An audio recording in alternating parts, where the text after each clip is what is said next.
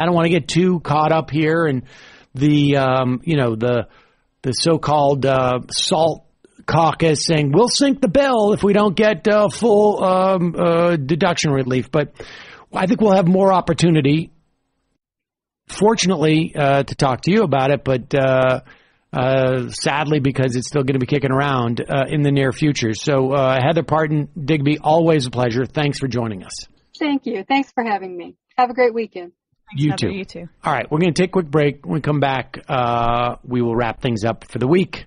And then after that, Steve Donziger, we will be talking to him in just a moment.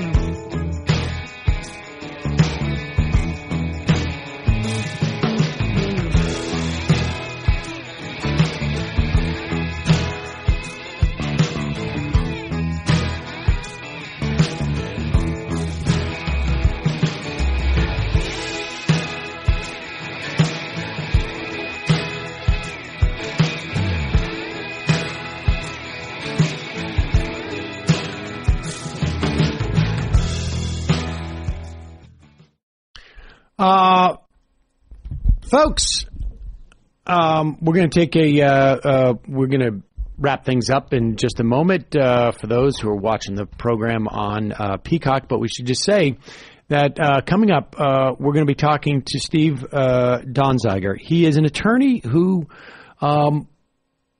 represented indigenous people and farmers in a case from Ecuador where Chevron had been found by, and this went all the way up to the Ecuadorian Supreme Court, for causing billions of dollars worth of environmental and health damages. In 2011, these affected communities won a $9.5 billion judgment against Chevron. Chevron then claimed that there was all sorts of corruption that was involved in this case. They moved it to the United States. They got a federal judge who was sympathetic, and the rest becomes completely insane. And we will be talking to Steve Donziger about that in just a moment. So if you are staying with us, stick around for that. For the rest of you, we'll be back on Monday, right, Emma? Yes, we will. So see you on Monday. Have a lovely weekend. Have a lovely weekend, have a lovely folks. Weekend. Big spring weekend. Yes. And thank you for joining us. We will see you on Monday.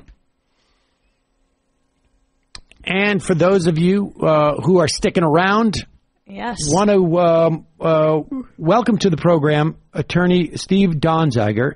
He is under house arrest. He has been under house arrest for over 300 days.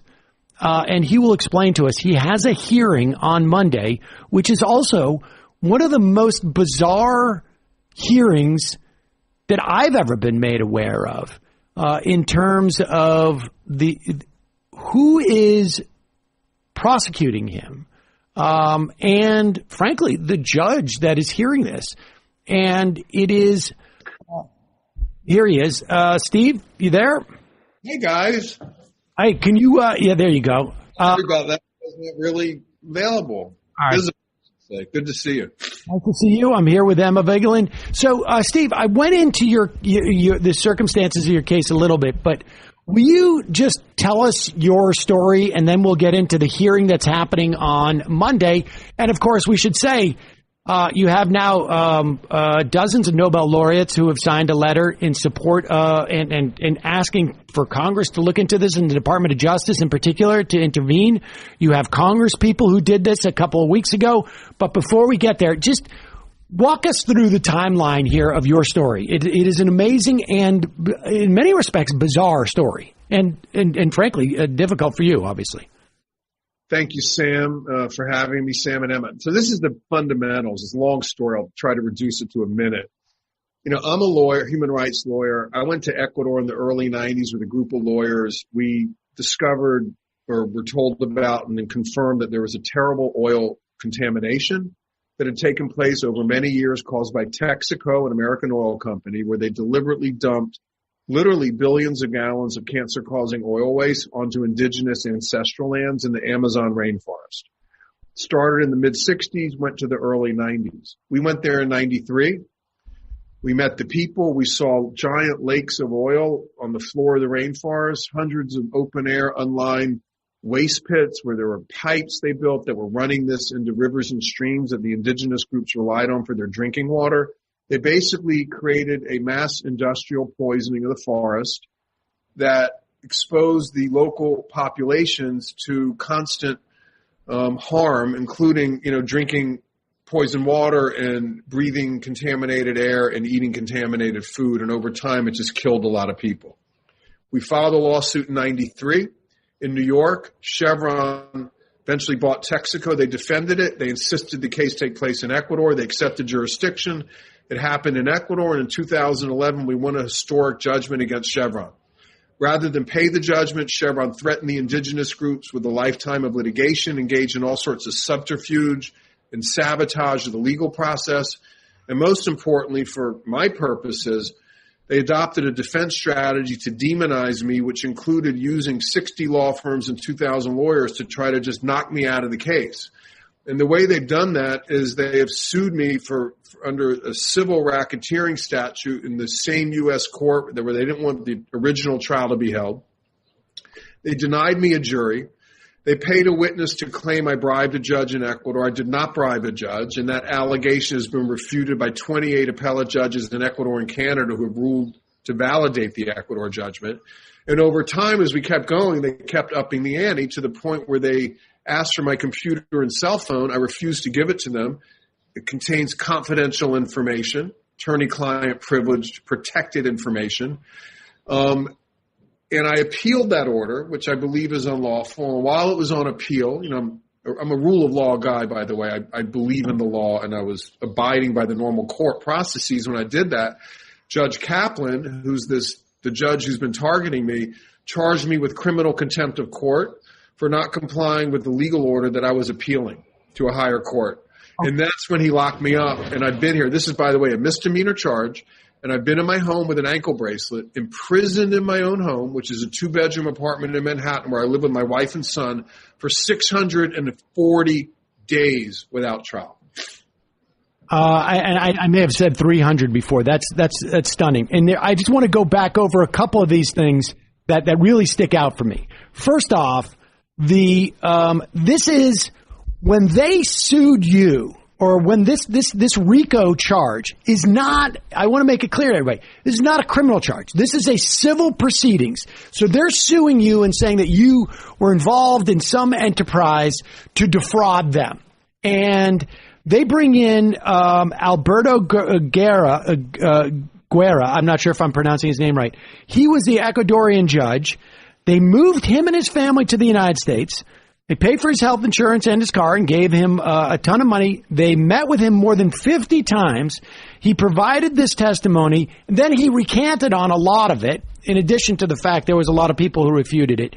So how does the judge in a federal civil trial, just to be clear here, this is a lawsuit. I've been sued. I've talked to people who sued people. How does that, your lack of turning over attorney-client privileged stuff, how does that mutate across into the world of criminal contempt? Wouldn't you be in civil contempt of the court? Well, thank you for, that is the critical question. Thank you for honing in on that. Of course, this is not criminal. This is a civil dispute in a civil litigation between two parties who are litigating.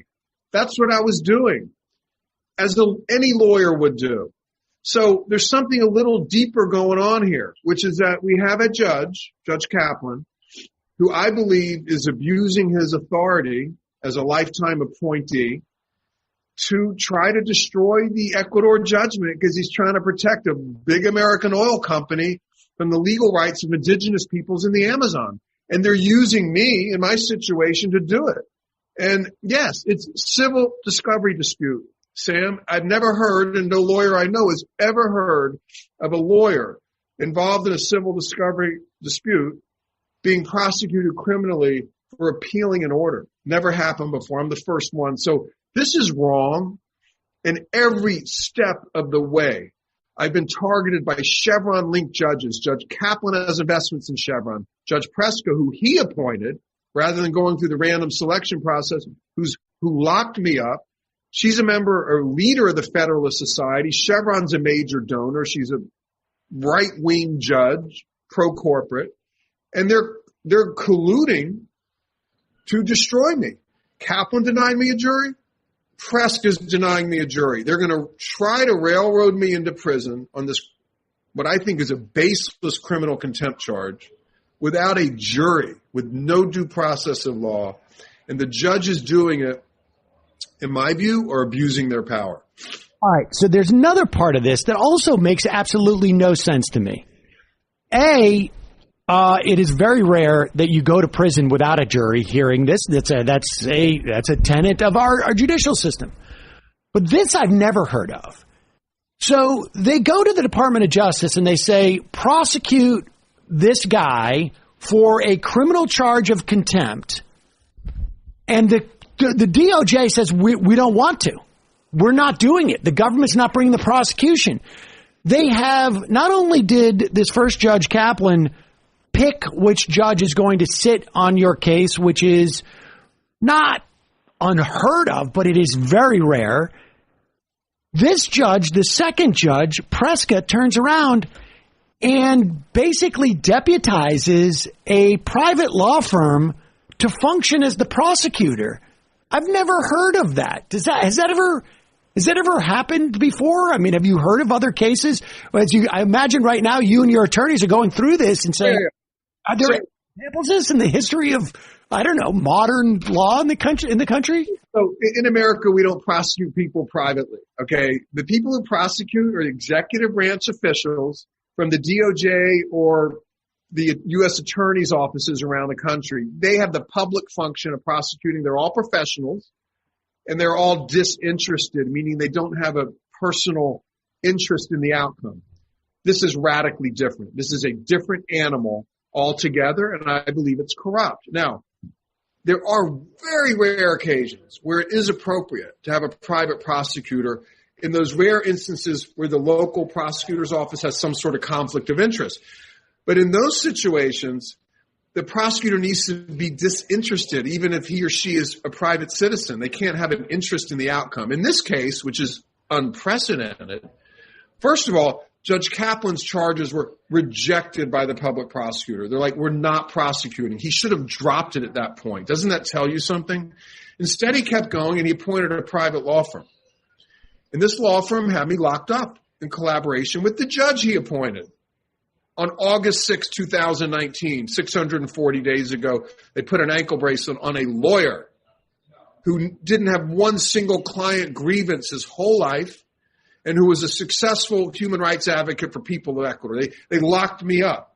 And they locked me up to prevent me from doing my job, which would have exposed Judge Kaplan as well as Chevron for the corruption that I believe they've engaged in.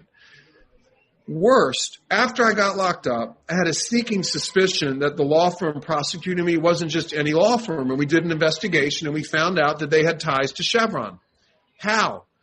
7 months later, they finally admitted that Chevron had been an actual client of the firm just a few months before they had me locked up. They represent Oak Tree Capital, which is a hedge fund that has $120 billion. They do major deals in the oil and gas industry. 2 Oak Tree executives served at the time on Chevron's board of directors. Okay, that's the law firm's big client. The corruption here is astounding. And the scary part is this is the first time in American history where a oil company has wrested control of the prosecutorial machinery, the power to prosecute, that precious power to deprive someone of his or her liberty. They have it in their hands, and they're going whole hog against me